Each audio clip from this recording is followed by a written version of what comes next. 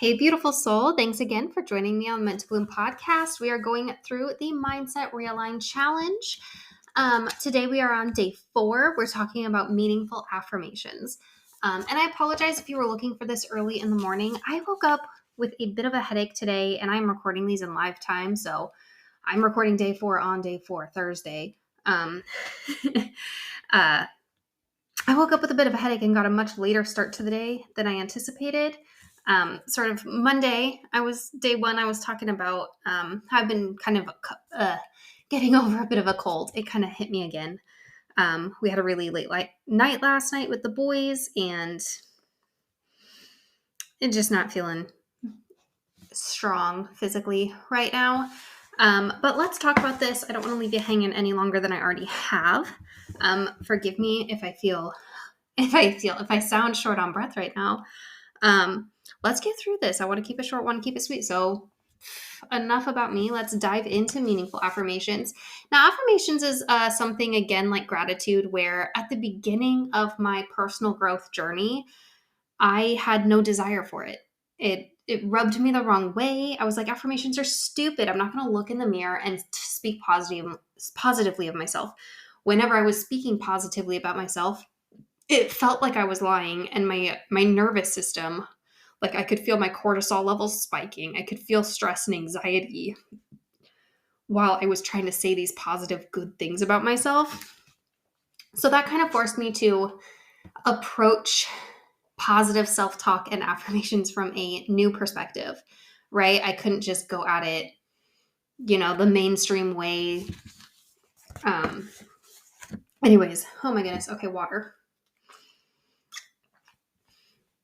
Stay hydrated, friends. All right, let's get through this. All right, you become what you think about most. That's a quote by John Assaraf. I don't know if I'm saying that right.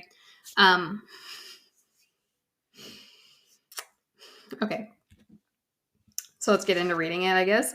Like focusing on blessings to see more blessings around us. When we focus on our strengths, we begin to see more of them. Affirmations are a powerful tool to becoming the woman God created you to be. We must first believe it ourselves, create our meaningful affirmations, and start turning weaknesses into strengths.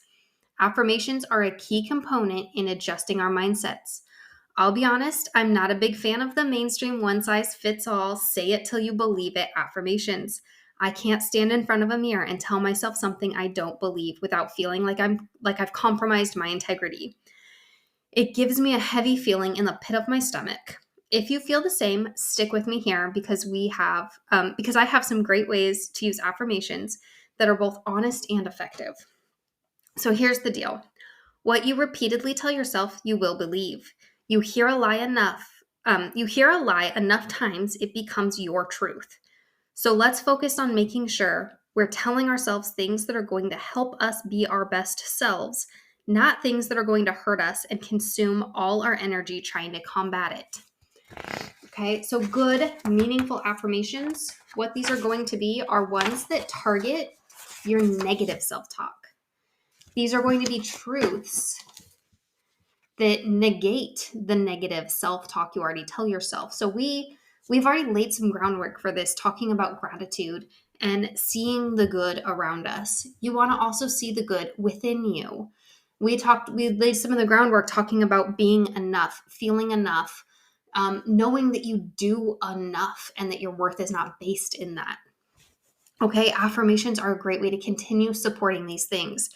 And to me, it's not just simply having the affirmations of your statements, places where you can see it, your phone wallpaper, post-it notes around your house, write it on your mirror to see in the morning. Those are really effective ways of reminding yourself to use this positive self-talk. But when you're really going to see your biggest, momentum, your biggest growth, the biggest change out of this is using the affirmation specifically to target your negative self-talk, the things, your limiting beliefs, those things that you already tell yourself that you know aren't true, but you tell yourself enough, it feels like the truth. Okay, what we want to do is unravel that tangle of lies that's holding you back. Okay, So let's get into the work for the day, our 3 journal prompts here to work through. Grab your pen, grab your notebook. If you want to print off the workbook, that is available for purchase in the description below. I like having the physical copy. This has always been a physical copy available for purchase, like through my Etsy shop and things like that in the past.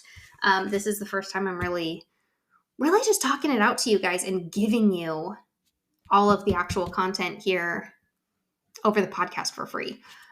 So please enjoy this and know that it is something of value. It's not just thrown together haphazardly. It is one of my best-selling products over the last 3 years, 2 years, 3 years. I can't even keep track of how long it's been. Okay, hydrating, and then the 3 questions. Okay, so your journal prompt 1 here that you're going to work through. What is it that you struggle with most? What makes you feel like less? Okay, where's your biggest mental struggle? Where's the biggest thing that you tell yourself you're not ...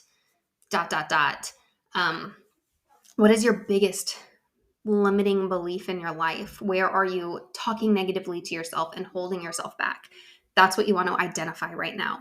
Okay, because that's going to be a domino that fixes a lot of these things in your life on a micro scale. Okay, number 2, we're going to flip that limiting belief. You're going to write it as a positive I am statement. Okay, so for example, I have always struggled with this feeling of I'm not enough, right? If you're struggling with your enoughness or your worthiness, your I am statement is very simple. It's I am enough. I am already enough. I am already worthy. Okay, whatever it is that big thing that comes up that tells you that, your big negative thinking thought. All right, sometimes it's an umbrella term that encompasses a lot of other micro little things in your life. Whatever that is, flip it and turn it into a positive. Okay, and then number 3, we're going to commit to this affirmation. Decide when you will use it and how. Okay, this is where you'll take it and you'll put it on your mirror to see it each morning, or you'll commit to journaling it, like writing it over and over and over again in a journal, or journaling about it and digging deeper into that. If you're dealing with your enoughness and you're going to say, I am enough, go deeper, journal it, support it, find evidence so that you can feel it and believe it, right? Put this on a Post-it note on your coffee maker. Put it as the wallpaper on your phone so that you're seeing it all the time. And every time you see it, train yourself to reinforce that thought, that idea, okay? It's not just about, coming up with a whole list of affirmations, which you can just journal affirmation after affirmation, okay? Positive self-talk. I believe I've heard this called positive self-talk rampages, where you just go on this long rant, this rampage of supporting yourself with positive statements. And some of them you might not totally believe yet, but if you're entwining these things that you don't totally believe yet with things you are starting to believe, things you know are true, but you have a hard time remembering them, put them all in here together and create this like safe space for yourself to pour into yourself, to feel these feelings as they come up and to work through when you feel resistance, when you feel this negativity, and work on shifting it and flipping it. All right. So, my friend, that's what I had for you today. I am out of breath. I love you so much. I will see you back here again tomorrow.